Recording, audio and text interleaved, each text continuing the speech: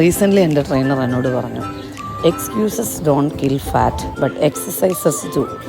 അപ്പം അത് സ്മരിച്ചുകൊണ്ട് തന്നെ ഇന്ന് റിലാക്സിങ് ഡേ ആണ്. ചില ദിവസങ്ങളിലൊക്കെ റിലാക്സിങ് ആവണ്ടേ.